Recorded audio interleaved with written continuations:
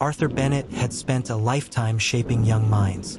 For 40 years he had stood in front of chalkboards, teaching children not only arithmetic and grammar, but the values of kindness, patience, and respect.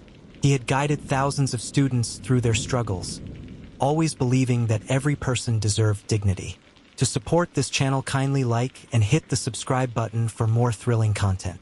Now, at 79, Arthur sat in a hospital bed with trembling hands and aching joints, his once strong body failing him. The man who had once commanded classrooms with authority and warmth now found himself struggling to lift a spoon or steady a glass of water. To some, he was just another elderly patient in a faded gown. But to those who knew him, he was a man who had given his entire life to others. Unfortunately, Nurse Linda Markham didn't see him that way. To her, Arthur was just one more task, one more burden in a long day she already resented.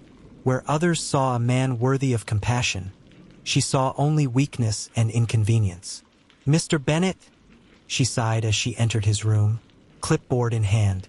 "Time for your vitals. Let's not take all day." Arthur struggled to lift his arm for the blood pressure cuff, his movements slow, stiff with arthritis. Linda rolled her eyes, tapping her foot as though every second he took was a personal insult. "You've got to help yourself more," she muttered, tightening the cuff without meeting his eyes. "You can't just sit around waiting for people to do everything for you. You're not a child."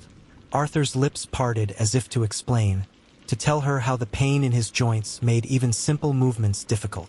But the words caught in his throat. He lowered his gaze instead, swallowing his pride. Linda wasn't finished. She spotted the water stains on his gown and clucked her tongue in exaggerated disapproval. "And look at this mess. You spilled water on yourself again. Didn't you? Can't you even drink properly without making a disaster? Do you know how much extra work you make for us?" The words sliced deeper than she realized. Arthur Bennett, the teacher, the mentor, the man who had lived with dignity, now sat humiliated, reduced to nothing in her eyes. But what Linda didn't know was that this helpless old man had a son. And that son was the new director of the hospital. Down the corridor, a meeting was underway. Dr. Daniel Bennett, in his early 40s, was addressing the hospital's department heads for the first time as their new director. Tall, confident, with sharp gray-blue eyes, Daniel carried both authority and empathy in his presence. He wasn't just an administrator, he had been a surgeon, spending years at the operating table before stepping into leadership. "This hospital," Daniel said firmly, "isn't just a place of medicine, it's a place of healing. And healing requires dignity. Every patient who walks through these doors deserves compassion, no matter their age, background, or condition. That's the standard I expect." Heads around the table nodded, but Daniel wasn't thinking about policy in that moment. He was thinking about his father. He had admitted Arthur quietly the night before, without revealing who he was. Arthur had insisted he didn't want special treatment. He wanted to be seen as any other patient, not the father of the new director. Daniel had respected that. But Daniel also promised himself he would check in later to make sure his father was being treated well. He had no idea how badly Arthur's dignity was already being eroded. That afternoon, Linda returned with Arthur's meal tray. His hands trembled as he tried to lift the spoon, the soup spilling across the tray and onto the sheets. Linda groaned loudly. "Unbelievable. You can't even feed yourself properly? You're wasting good food." Arthur froze, cheeks burning with shame. I'm trying," he whispered. "Trying?" Linda barked a laugh. "My 5-year-old nephew eats cleaner than this. Maybe we should just put you on baby food. Or would you like me to spoon-feed you like a toddler?" Her voice carried into the hallway. 2 visitors passing by slowed, glancing into the room, their eyes widening at the sight of the trembling old man being berated. Arthur turned his face away, his throat tight with humiliation. "Do you know what you are, Mr. Bennett?" Linda said, hands on her hips. "A burden, that's all. You make more work for everyone around you. And some of us are tired of carrying dead weight." Arthur's lips quivered.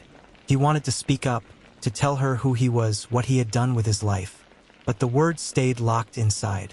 The respect he had once commanded had vanished, replaced by ridicule. And in that moment, the door opened. "Dad!" Arthur looked up, startled. His son stood in the doorway, framed by the light of the hallway. "Daniel." Relief washed over Arthur's face, but Linda's blood ran cold. Daniel crossed the room in 3 strides, his eyes narrowing as he took in the scene. His father's trembling hands, the spilled soup, the nurse's posture brimming with irritation. "What's going on here?" Daniel asked, his voice calm but sharp as a blade. Linda stammered, "Oh, Dr. Bennett, I was just helping Mr. Bennett with his meal. He's been difficult and—" Arthur shook his head weakly, his voice cracked as he spoke. "No, Daniel, she shamed me. She called me a burden." The words hung heavy in the air. Daniel's jaw tightened, his fists clenching at his sides. He turned to Linda, his eyes cold. "Is that true?" he asked, his voice low but full of controlled fury. Linda swallowed hard. I didn't mean patients like him can be frustrating. I was just being honest. Sometimes tough love is necessary." Daniel stepped closer, his voice steady but cutting like glass. "That man," he said, pointing to Arthur, "is my father. He spent 40 years teaching children, shaping futures. He is not a burden. And if you think humiliating patients is tough love, then you are in the wrong profession." Linda's mouth opened, then closed, her face drained of color. Daniel's next words were final. "Report to HR. Immediately." The next morning, Linda sat in the HR office, her head bowed. Daniel sat across from her, a silent storm in his expression. "You have worked here for over a decade," Daniel said flatly, "but longevity does not excuse cruelty. This hospital will not tolerate nurses who strip patients of their dignity. You are suspended, pending review." For once, Linda had no retort. Her reputation as a sharp-tongued, no-nonsense nurse had finally collapsed under the weight of her own cruelty. With Linda gone, Arthur's care changed drastically. Other nurses stepped in, nurses who spoke gently, encouraged him through his struggles, and treated him like the man he was, not the burden he had been called.